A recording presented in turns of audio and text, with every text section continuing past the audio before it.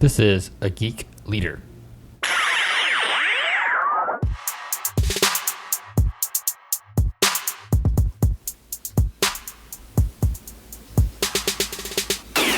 Hey guys, welcome to episode 91 of Geek Leader Podcast, and today on the show we've got former UFC heavyweight champion Bas Rutten. He's also the first heavyweight champion in the UFC.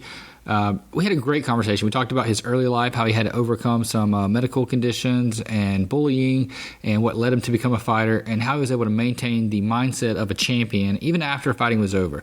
We talked about some of the inventions that he's done and how he's kind of transitioned out of fighting into entrepreneurship, into commentating, into acting, into lots of other things. So it was a really good, insightful interview, and I hope you guys enjoy it. Give it up for Bas Rutten.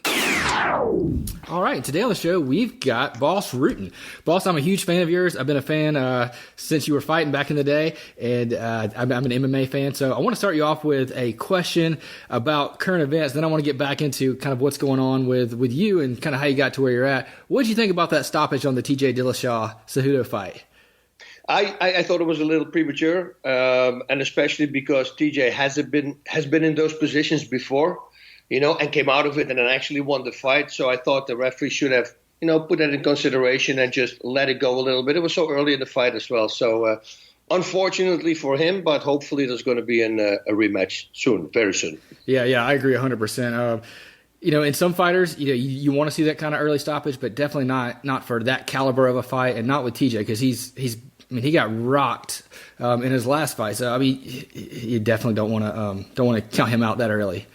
Yeah, it's a shame, a guy, but it's for every fighter, sometimes it's too early, sometimes you see those things like the referee stops it too early, but then other times you see it when the referee doesn't stop it, and then the fighter actually still wins the fight, where you personally think, oh man, they should have stopped that fight. That was way too good. They had like 15 unanswered blows, and then he goes on to win the fight. So, there's so much out there, you never know how it really is going to go. But it's all about stamina. What I do know from Dwayne especially, that DJ he's a different breed, man, among everybody with his stamina and everything that he does. He says, Boss, whatever I tell him this guy does is just the most amazing student I have ever had. So, yeah, too bad. Hopefully up to the next one, I guess. Yep, that's right. You got to bounce back, right?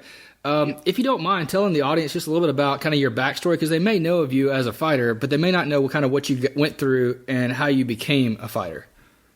Well, that stems all the way back from when I was born. I was born with a bad skin disease and severe asthma. So I was a very skinny kid, and I had to wear gloves, turtlenecks, and my arms were always protected because there was eczema all over my body. And needless to say, kids don't understand that, and you can't blame them. So you get bullied a lot. Mm-hmm. And that went on for years until I saw a movie, Enter the Dragon, from Bruce Lee. And I realized, wait a minute, if I become like that guy, then I could handle the bullies. So I asked my parents, took a long time for me for them to finally say yes to it, like 2 years. And after 2 years, I started training Taekwondo. I was taken under the wing of this tough guy who was dating my neighbor girl. She was a really cute girl, and she's the toughest guy in town. And he took me under his wing and trained with the adults. So I was the only kid there.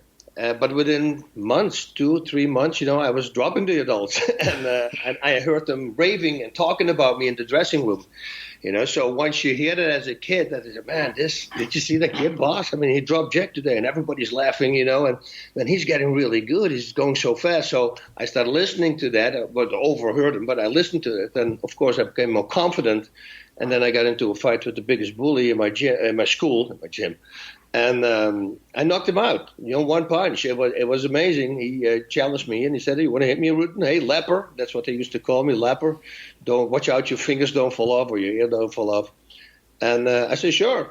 So I gave him one shot, and he dropped. That was it. I was amazed. But the problem was that he broke his nose in the process, so the police showed up because he had to go to the hospital. And, of course, that was, for my parents, they took me immediately off Taekwondo. But now I had the taste, so now I started going to the library. I started watching videotapes, Bruce Lee, Taekwondo books, katas. I started learning katas, all from books. I never had a coach. And then when I was 20, I moved out the house. And that's where I immediately, Taekwondo, I did some form of Shintai. It's called Shintai karate. I did that for about, 6 months. I kept doing it, but then I started competing Thai boxing as well. And slowly but surely, we started coming together. I won a whole bunch of fights by knockout. I lost the fight because I wasn't prepared. I took this fight on. Apparently, I said with Christmas or New Year's Eve, I said yes to a promoter to fight this guy, Frank Lotman. And his nickname was The Animal. He was an insane guy, undefeated, like 43-0 with 49 or 41 or 39 knockouts, like a really high knockout rate. He was training in jail in order to come back and restart his career. And if I wanted to fight him, I said, sure, but I was drunk. I had no clue. And in February, they called me, and they asked me where to send the posters to. And I asked him, what posters? He says, from the fight. I said, who's fighting? You. I said, me? Who am I fighting? He goes, Frank Lotman. I go, The Animal? Yeah. I go, when did I say that? He said, on New Year's Eve. And then I went back in my mind, and I go, oh, man, yeah, I did talk to this guy. I said, what is the fight? He says, 2.5 weeks. And I didn't train for like 3 years. So, but me, since I knocked everybody out previously in Thai boxing, I go, oh, okay, I'll do it. I felt very confident. And needless to say, I shouldn't have taken that fight. I mean, I couldn't even do my rope skipping the first class. I couldn't finish 20 minutes of skipping rope because I was completely out of shape. But doesn't matter. I lost the fight, and then I got spit out by the Dutch audience, so I figured never to fight anymore for that audience. I mean, I won like 12 fights by knockout, pretty much all in the first round except one. And then I lose the fight, and suddenly I'm the worst fighter there is. I couldn't stand them talking about me that way, so I stopped. But then I started doing these martial arts shows together with a friend of mine who was my teacher, actually, my taekwondo teacher, Roland. And that was like we started in nightclubs. Go in the middle of the night, at midnight, the music will go down. And then suddenly this high-paced music started. We come up in our freaking spandex or whatever. We were muscles. We had sticks, short sticks, long sticks, nunchucks. We did this whole choreographed fight scenes. And that actually became a hit in Holland. Suddenly we started doing it at more events. We went to these big Thai boxing shows, and in the break we would do it. And then we started traveling through Europe, went to France, we went to, all these countries. We get Dutch TV, European TV, It started to become something.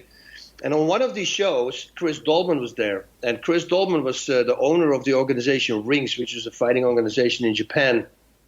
And I knew Chris for a long time. He's kind of the godfather of mixed martial arts in the Netherlands. And he stopped me and he says, man, I've seen you doing all these crazy things. We would go to the ring like with backflips and a somersault, stuff like that. So we did very acrobatic things. I would kick my buddy in his belly, and he would, because that was from the Bruce Lee movie against Bob Wall, would grab my foot and he'd throw me away, and then I would fly backwards and then, knock him out. And so there was a lot of acrobatics. And he says, listen, I know you as a Thai boxer. You're incredibly explosive. Now I see you doing all these crazy acrobatics. Are you interested in free fighting? That's what they called it at the time. And I asked him, of course, what it was. And he says, well, it's in Japan. You can pretty much do anything you want. You get choking, there's arm bars, which I had no clue of. And I said, but I pay you. And they said, yeah. I go, yeah, I would love to do it because I was looking for a job anyway, right? Being a bouncer is not the cleanest lifestyle in Holland. So I started training with him, but it was on and off. I had an injury here and there. It was all the way in Amsterdam, so it was like a 2.5-hour drive for me to go during the day. And back it was like an hour, 45 minutes. So it took a lot of time out of me. And I remember my first class, actually, I got completely beat up, choked, arm barred, everything. Had to stop my car next to the road, called my wife and said, listen, I'm going to sleep in the car. I'm completely destroyed. These guys really took time on me. And the next day I came home and she was laughing. She said, oh, so that's it? That's your free fighting experience? I said, no, that's not it. I said, within 6 months, I'm going to clean that whole gym up. You'll watch this. I can't stand it. I had to drink liquid food for 3 days. I thought I could hold chokes like on the windpipe. So I was just holding it, but they, of course, crushed my whole windpipe, so I couldn't swallow anymore. I had to drink liquid food.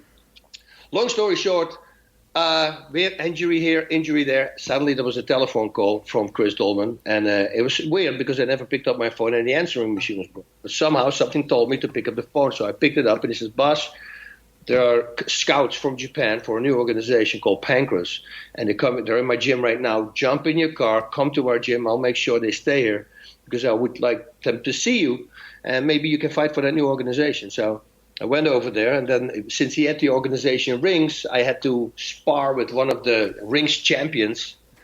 And because they were filming, he went really hard on me. So I told him after the first round, I said, dude, we don't have to go hard. They just want to show technique. There's no need for us to go hard. So then he turned it up. So I stopped. I stopped him right away in the beginning. I said, it's okay. I'm not saying this for me. I'm saying actually this for you. If you want to go, then we'll go. So then, of course, he turned it even more up, which resulted in him getting knocked out with a beautiful high kick. And that was very impressive, apparently, because that was the moment that the Japanese people were pointing at me. And I said, we want that guy. And that was it. 93, September 21st, like I think 2 months later, 6 weeks, 2 months later, I was fighting in Japan. Never been on a plane. 13-hour flight to Japan. There was a whole different world where I arrived suddenly. Never been in a big city like that. And won the first fight by knockout, second fight by knockout. Then I lost my third one by way of a toe hold. And for people who don't understand, the word toe hold, it sounds like stepping on a toe. I saw a guy break a shin bone with a toe hold. So it's a very destructive move. And I lost the fight. I still didn't have any training partners. I could go to Amsterdam, but it took me a long time to get there. And sometimes when I was there, other fighters wouldn't even. So you were still living in Holland and just flying back and forth for your fights? That's it. Yeah, I was still living in Holland. And slowly but surely, I found this one guy. I lost another fight by submission. And then my last fight, I lost by submission against Ken Shamrock by weight of knee bar. And that really set me on this path. Now I became vocal. Everywhere I went, I was looking for fighters to train with me because I had nobody to train with. And I found this one guy, Leon Van Dijk, and he was an incredible, strong Thai boxer as well. Very good athlete, and we just started training 2-3 times a day. We started breaking down every fight that we saw, writing everything down, and just go crazy on the submission. I fell in love with the submission game. So prior to that last fight, you were primarily a striker, and then you started working on your submission game. Is that right? That's it. And then I never lost a fight anymore. So it's then I actually started submitting everybody. I won after my last fight, I believe I trained for like 2.5 months, 2 or 3 times a day. I won my next 8 fights by submission suddenly. And now the Japanese were like, whoa, what's going on? So if you look at my record now, I believe it's 11 knockouts and 14 submissions. I have actually more submission victories than I have knockouts. So it worked, but it's like anything in life. I always tell people, it's just putting the work in and falling in love with it. I think that's the most important thing. People always say, I want to follow my passion. Yeah, I want to be Jimi Hendrix, but I don't have that quality. That's just a talent I don't have. Follow what you love. Mm-hmm. And if you do what you love, you don't mind doing it every day. And so when I got obsessed with ground fighting, my poor wife, in the middle of the night, I would submit her because I would dream a submission and then I would ask her to wake up and I would put the submission on her. During the day, we were walking in the kitchen. I said, lean over. I put her on the choke and I say, are you getting dizzy or does this hurt your throat? She said, I'm getting dizzy. I said, okay, it's just a blood choke. And I would write down all these combinations on little Post-its and, but it helped, like anything. You put your work in and you train hard for it. I never lost a fight anymore. So that's pretty much the whole thing in a nutshell. Yeah. So how is it that you were able to identify, I guess losing is what caused you to identify that, hey, I need to work on this submission game because obviously I'm getting beat because I don't know submissions the way I should. Was there anybody from the outside that kind of told you that kind of helped you break through? Because sometimes it's hard to, at least I see it being hard for me to have that self-awareness of saying, oh man, I suck at this one thing and being able to open up and say that. Oh, not for me. No. I knew this was my Achilles heel, so I had to take care of that. It was either that or stop with the sport. I don't want to be a fighter who's known to lose always by submissions, or a guy who's known to lose always by a liver shot, or a guy who knows, that if you're the guy, if you have that stigma, I think it's the worst thing to have as a fighter. Because, so I just needed to work on the things that I lacked, and that's when I started the submissions. And what I did I would train 4 times a week, only Thai pads for stamina, for conditioning. So the Thai pads, and the rest was only submissions. I didn't know how to strike. Nobody was going to strike with me. Everybody took me down to the ground. I said, I got it. I did that for a long time. Now let's focus on this next part. And, it's the greatest thing because I tell people, listen, my last 22 fights I didn't lose. It's a great way to leave the sport. And just because you put the work in. And I always tell my students, if I can do it, you can do it. It's nothing more. Yeah, but you have talent. I said, well, I have talent. Yes, I have. But there's people with more talent and there's people with less talent. The people with more talent, those are the guys who always run out of gas. And the people with not as much talent, those are the guys who are the hardest to beat. Because for me, it takes an hour to learn a certain thing. I'm just using an example. For a guy with of less talent, it takes maybe 5 hours. But because it took 5 hours to fight a guy like that, they're very tough, man, because those guys don't want to lose. They had to put so much work in it. So you see, so everything has its pluses and its minuses, I always say. Whether you have a lot of talent, well, if you have a lot of talent, make sure that you step up on the stamina department. Because what happens is if you're at a gym and you're just schooling everybody, you never get really pushed. And if you never get really pushed, well, then you just have to wait till somebody is going to push you. And if you're not used to that, well, you're going to lose. Yeah. So how have you been able to translate that work ethic and that ability when you got out of fighting, into commentating, into, being a gym owner, being a trainer, being an entrepreneur, and all these other things that you do? It actually started already with my parents installing in me all the principles in life. I had 5 jobs when I was a kid. I had 2 newspaper jobs. I worked on the farm. I restocked groceries. I was a dishwasher at an Italian restaurant. So I did a lot of work. I've always knew that if I wanted something, I had to work for it. As a kid, you don't understand it and you don't like it because the other kids just get things. But, literally, I think like 10 years ago was the first time that I called my dad on Father's Day, and that's where I told him, I said, Dad, I really want to thank you for what you guys did with me, letting me work for my money, because now it's helping me tremendously. So that I brought through the fighting. And you have to also understand, I had severe asthma attacks. So I had asthma all day long, but then I had attacks for 7 days or 8 days, being in bed all day, not even able to eat because I couldn't breathe. If you sit and that 24 hours a day for 7, 8 days straight. Now, go to the restroom. I had 1 flight of stairs that I had to go down. Try to go to the restroom that way. It takes 25 minutes, and that's going down. Going up, that's going to take longer because I can literally take 2 steps. I have to rest, and until you catch your breath a little bit, take 2 steps more, and then rest again. Every time sit on the stairs. So I think that gave me a lot of perseverance as well, to push through. In the face of the odds, was always going through and finding it. So when I came to fighting, that was easy for me. And then since it was instilled with me already from a kid, after fighting, I knew exactly, it's work hard. That always works. Mm-hmm. And people go like, oh, you're so natural. I go, yeah, but you don't understand. When I came to America within 3 weeks, I was taking acting classes. I knew eventually I wanted to do something in film. I just worked for it. They say, oh, yeah, but you're so good at acting. I go, dude, I work hard for it. Everybody thinks that I just go like, oh, I got a job. Okay, let's do that job and I'll just excel at it. No, I put a lot of time in everything that I do. I think it's very important.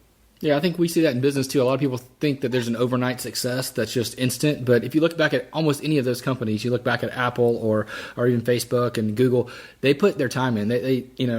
I'm not a huge fan of Mark Zuckerberg, but if you look at the work that he did, even as a kid, like a 12-year-old, he was writing, messaging apps for his dad's business. He was working on coding and he was working on the skills that he needed in order to achieve the long-term success. And everybody thinks, oh, it's just an overnight success. But there is no overnight success. Yeah.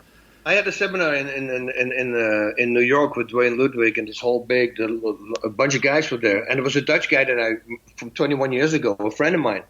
And later on, we sat at the bar, we drank a beer, and he goes, man, you got so much luck, Bas, huh? You have so much luck with everything. I said, it has nothing to do with luck.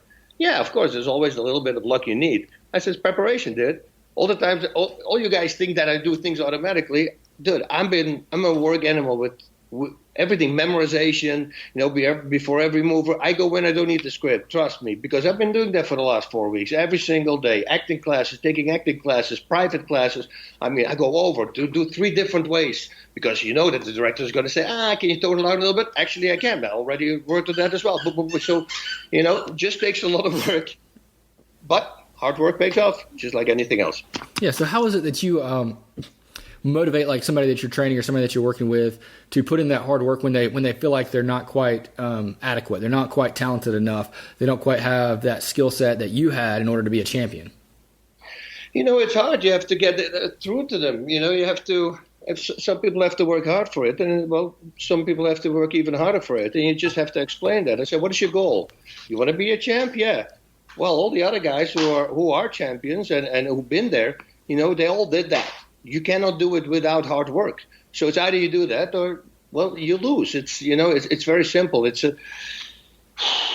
like almost with alcohol. You're an alcoholic. If you hit rock bottom, they say, right? That's when you come back. And I think with a fighter, maybe if you get knocked out or things happen, which can also result in in a worse effect, because if you get knocked out, some of them can never overcome that. You see, but the tough guys will overcome it. They have to find out that there is hard work to achieving something. And nowadays that's a very hard thing to find, especially with the schools, with kids, how they get raised, and everybody is a winner, and you can't say he's a loser anymore. You're setting them up to fail in life. That's what you're doing, because guess what? Once they're out of the protective mantle of the school, they will fail, and if they never learned how to deal with failure, they're going to crash, and God knows what's going to happen to them. Yeah, I see a lot of leaders and parents, and even with I have 3 kids. Even with my kids, I see that same kind of thing where parents want to catch their kids. They want to keep them from falling, keep them from getting hurt. And I think back to a Tim Kennedy quote that he said, "Tough men make good times. Good times make soft men." And soft men make bad times. So you've got to have that ability to let your kids fall, let them understand that failure is part of life, and you got to bounce back from it. Otherwise, when they get out in the real world and they do fail, and they're screwed. They're crushed. Exactly. And was Tim Kennedy? Yeah. Yeah. See, well, Tim's the toughest guy out there. So he's definitely one of them. That's for sure. I would listen to a guy like that. Yeah. So let's say I'm in that situation, and maybe I didn't have the parent that, I had the parent that coddled me and carried me along, and now I get out in the real world and I do face that first devastation. What kind of advice would you have for me to say that, or maybe I got fired from my job, or I didn't excel, I didn't put in the work because I kind of thought that I didn't need to, because I grew up in a world where everything was handed to me. I got a participation trophy or whatever. What kind of advice would you give me to rebound me and get me back in the game? Well, exactly that what you just said. I said, listen, apparently you get pampered along the way about your parents. This is the real life. Welcome to the real life. This is how it feels. And that feeling that you just had, I had that about 50, 70 times. Everybody has that. That's how you persevere. You keep going. You keep going. So hopefully for you now, you understand that you're going to have to work for it. Now, it's not going to be hard. Or it's not going to be easy. It's going to be hard, especially if you're not used to it. But guess what? You can train everything. You can train everything, your mind. It's all about habits. Everything in life is about habits. If fighting, techniques, setups, everything is habits. And forming good habits is the most important thing that there is.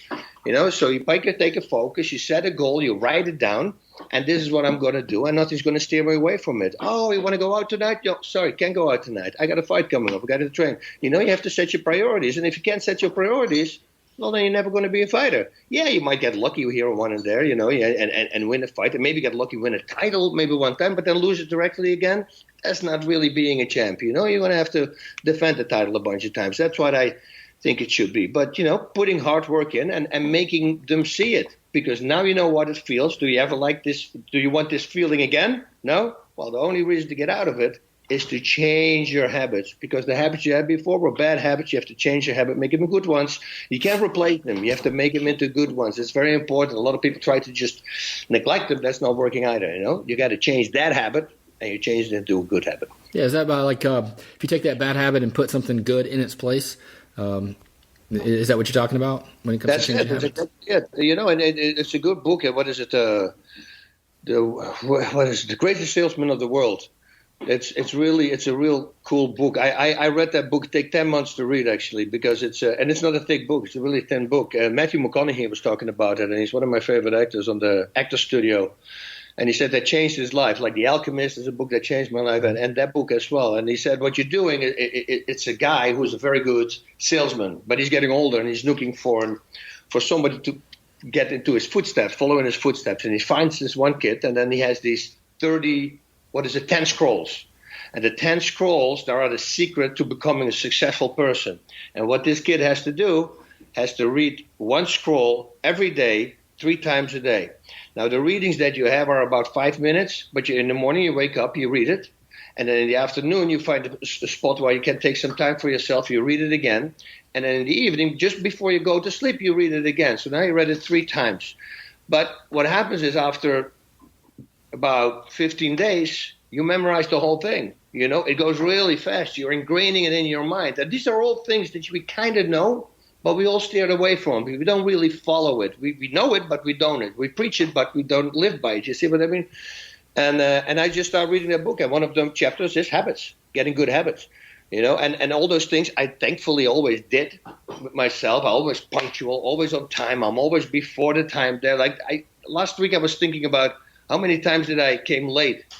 I truly believe, maybe it's exaggerated, but I think on two hands I can count the amount of times that I was too late in my last 53 years. I'm very punctual, and I accept.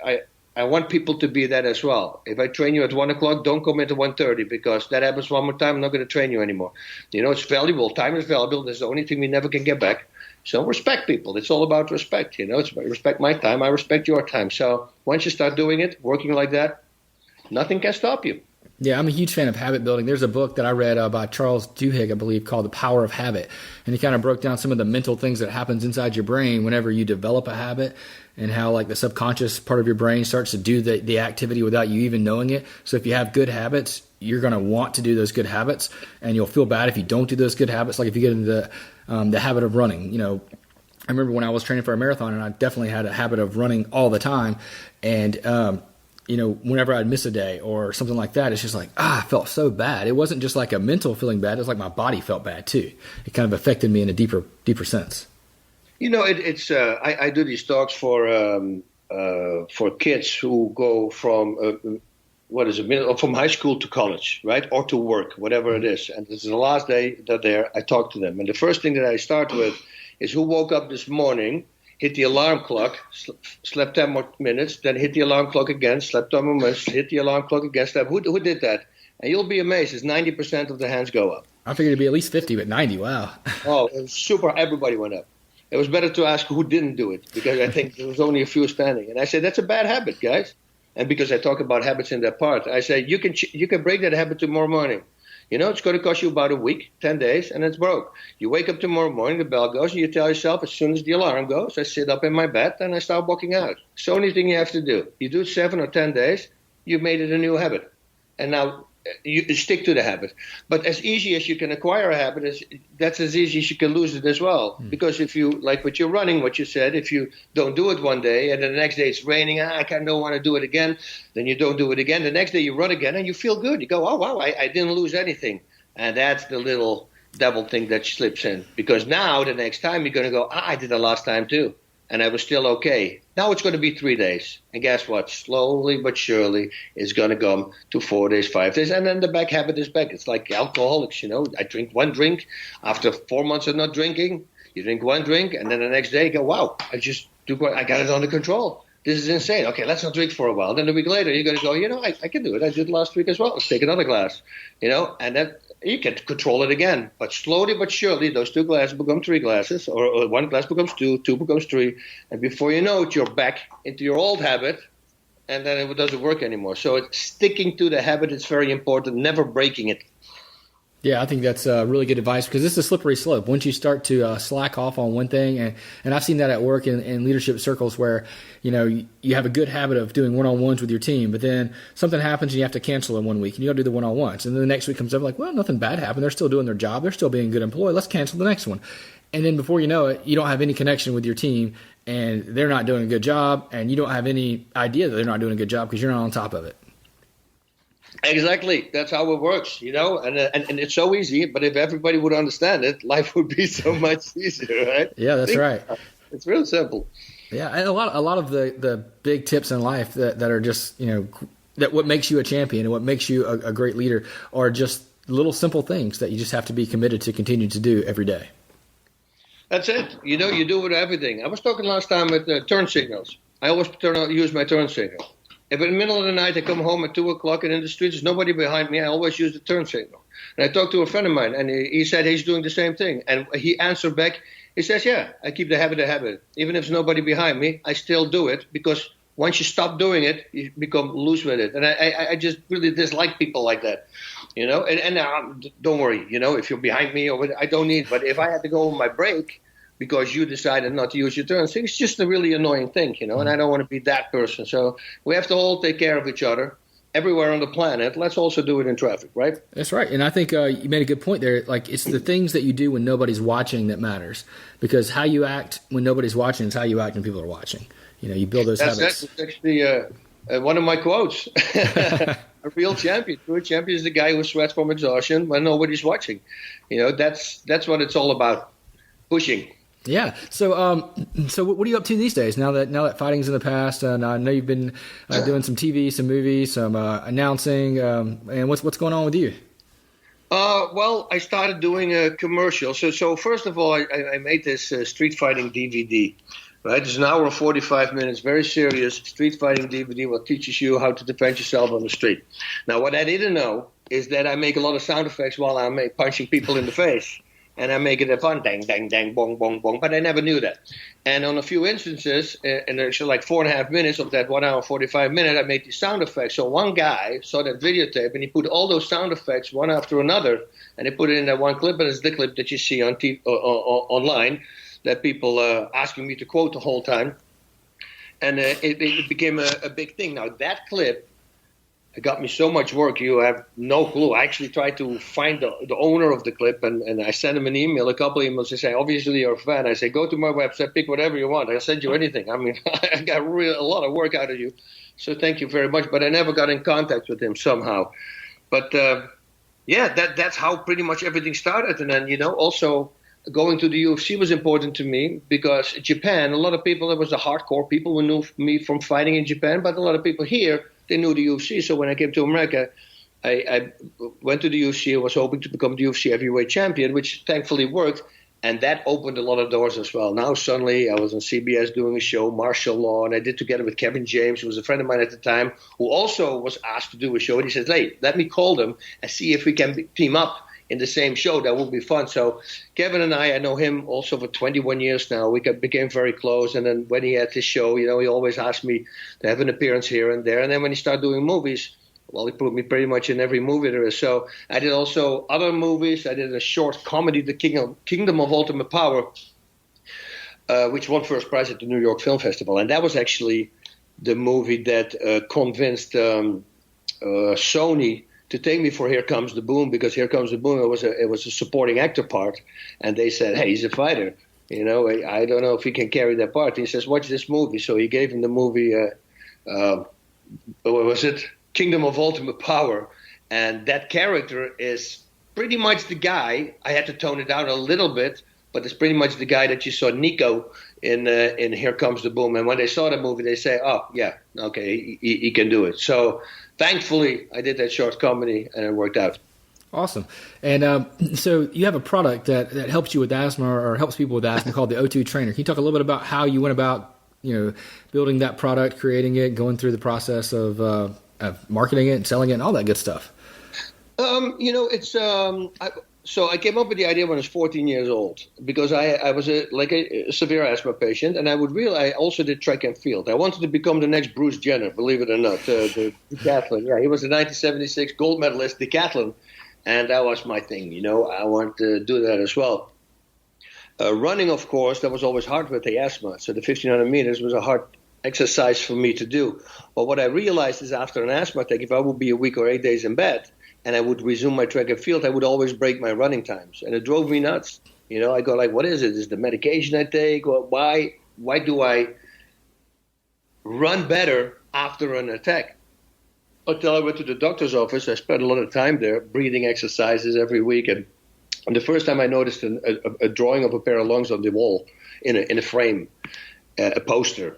And that's, as a kid, you think, still adults think also that the lung infection is in the lungs. It's really not. The lungs are good. It's the air pipes that go to the lungs.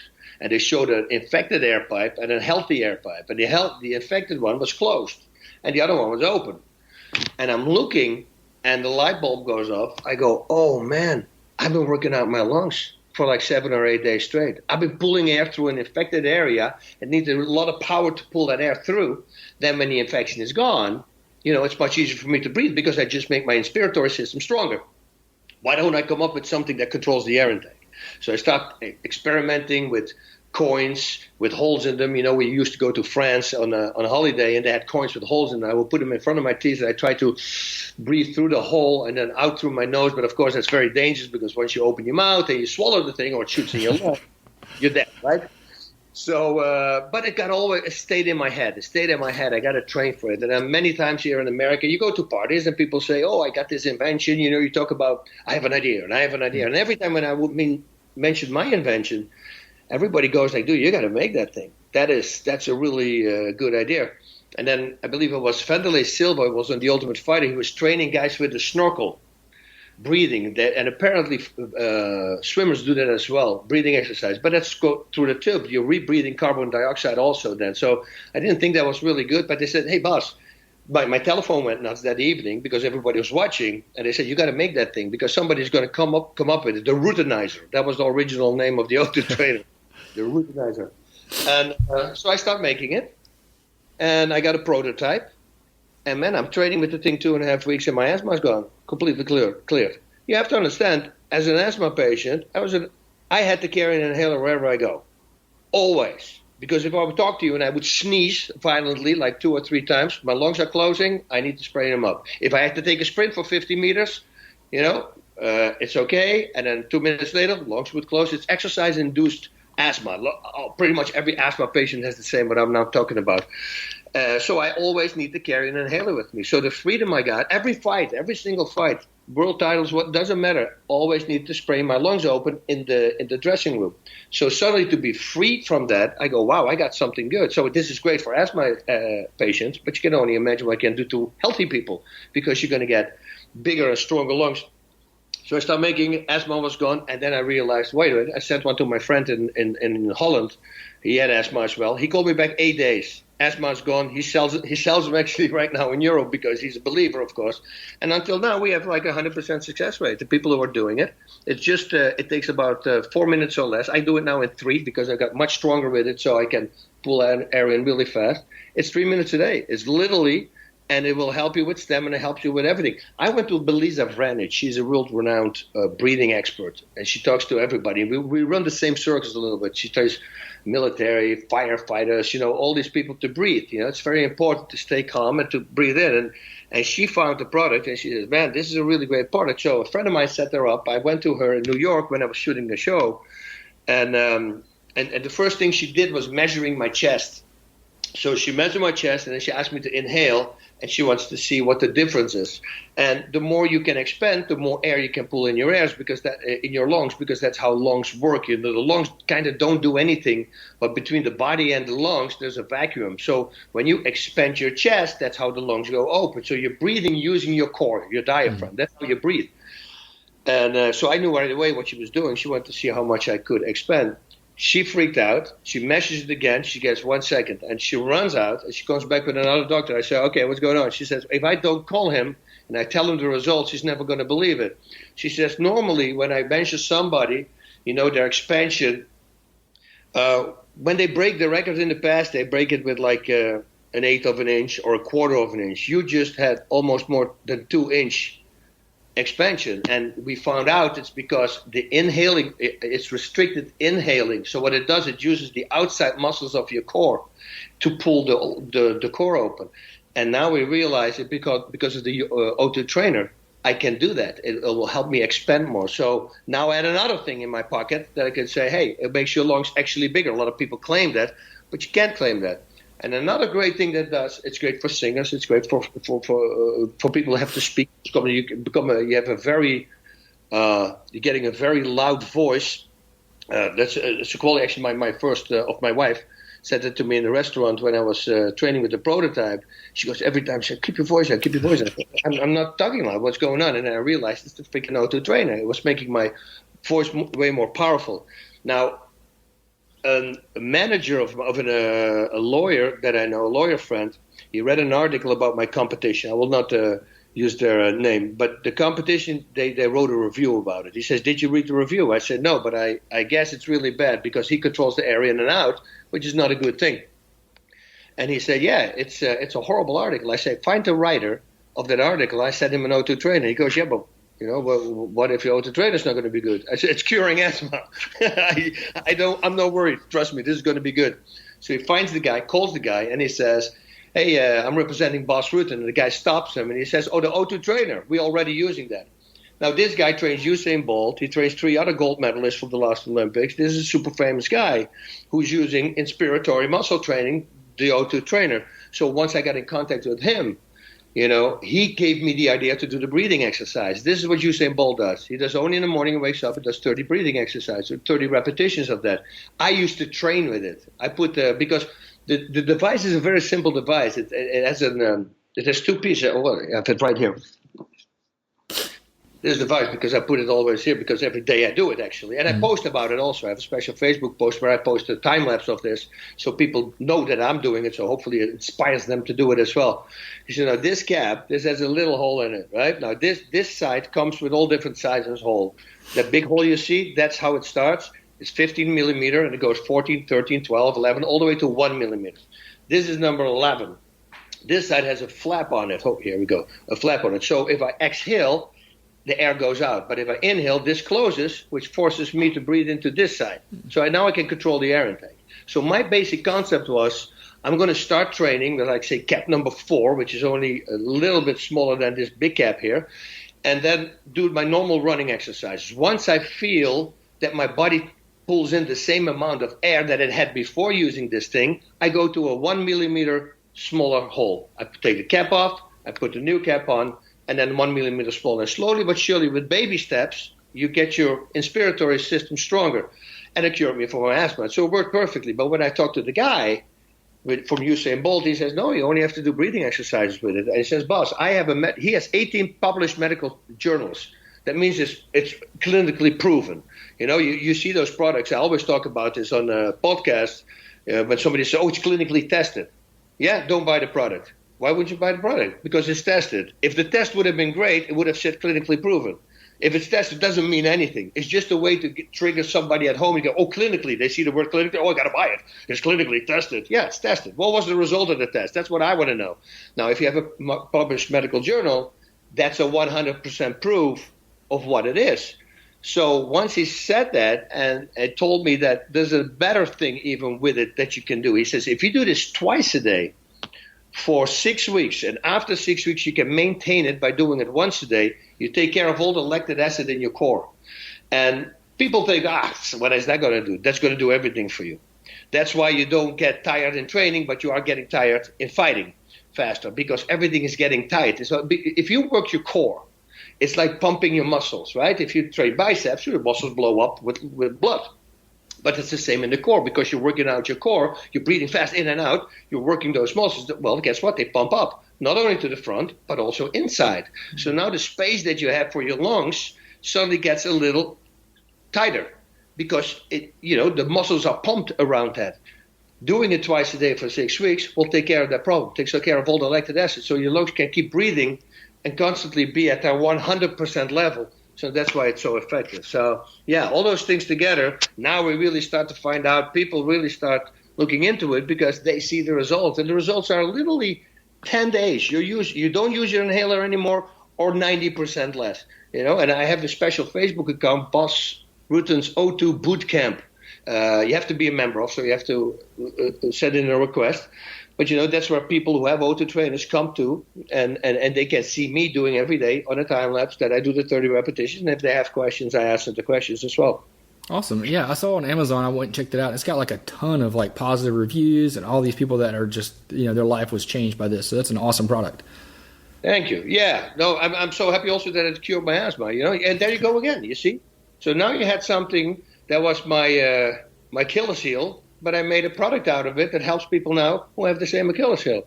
You see, so it's cool how life works. Your setbacks can be your biggest pluses, and the other way around. But if you keep everything positive. The pastor at my church, he always says, like, sometimes your biggest setback is actually a setup for something greater. You never know what it's going to turn into. So. That's it. That's exactly it. Pushing back, sinning, all that stuff. It's very important. It's very important. Suffering. That's what I'm talking about. It's very important. It goes back in everything in life, and you got to face it. You got to face it, and just plug through it, plow through it. Well, I really appreciate having you on. Any last words of advice that you have for people that are listening to help inspire them to live a great life? It's whatever you put in, they get out. That's very simple. So if you decide not to train or not to study for a big thing that you have to do, guess what? You're going to fail. For the kids, what I always say is this, once they go to school, or let's say they go from high school to college, but they go out of state. and that's what I touched on in the beginning of the talks that I do. Imagine you're a football player, for instance, and you're asked to go to do Texas. So you live in California. Now you're out of the protective mantle of your parents, so to say. Now these are the parents who drove you to every game when you were young, every week, everywhere, somewhere else, different states, everything, every practice, everything. They did everything. And then once you come out of that protective mantle, so to say, and you're by yourself, and now drinking, and hey, there's drinking, there's drugs, there's everything. I always say to these kids, I say, listen, I'm not going to say don't do anything. That would be stupid because, look at me, look who's talking, right? I said, but what I'm saying to you is pick your moments.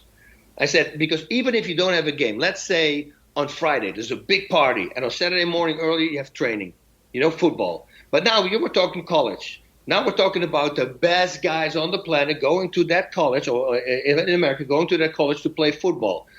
And you decide to go to the party the day before because it's only a workout tomorrow. It's not a match. It doesn't really matter. But you're a little tiny off because, you've been drinking. And that little being tiny off can result in somebody, tackling you and taking you down. But because you saw it a little bit too late, which you normally would have seen coming, boom, he hit you in the wrong way. Now you got a compound fracture or you got something. Now your whole life is gone. Everything that your mom and dad put in, and with the brothers and sisters sitting on the, watching the show, everything that they did, you wasted it just because you wanted to get drunk. And I say, pick your shots. Wait for a game. After the game, there's always a reason. Winning or losing. Winning, hey, let's party. Losing, oh, let's party. You see, there's always, but pick your shots. I'm not saying don't.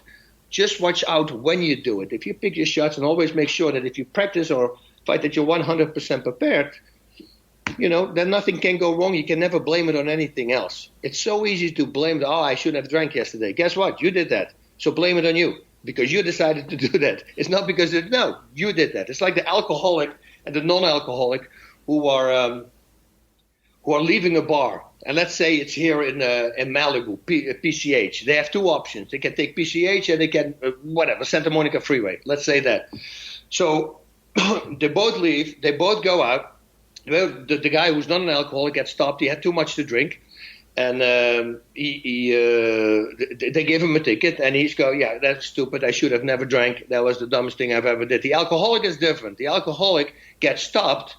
And he gets put in jail, and he tells himself, I shouldn't have taken PCH. I should have taken Santa Monica Boulevard. That's the different mindset between like an alcoholic and that works with everything. That example works with everything. You are always to blame. Everything you do is in your body. Oh, I took something I didn't know wasn't there. It's your problem. Why do you think I went to Japan and I brought my own water, my own food? I brought everything myself. I heard the horror stories. People might drug you or do something in your water. I'm not going to take the risk. I'm going to be responsible. I will never point a finger at somebody. Yeah, he taught me the wrong way. No, it's all me. So whatever you do, own it, I say, and then break through it and make sure that you never do it again. That's it. That's how you get stronger in life. Yep, I think you're absolutely right. I think taking ownership is, that's exactly why John Jones is where he's at, right? It's such a shame, But every time people ask me about him, I tell you, what a waste. What a waste that is. He's the most talented guy I've ever seen.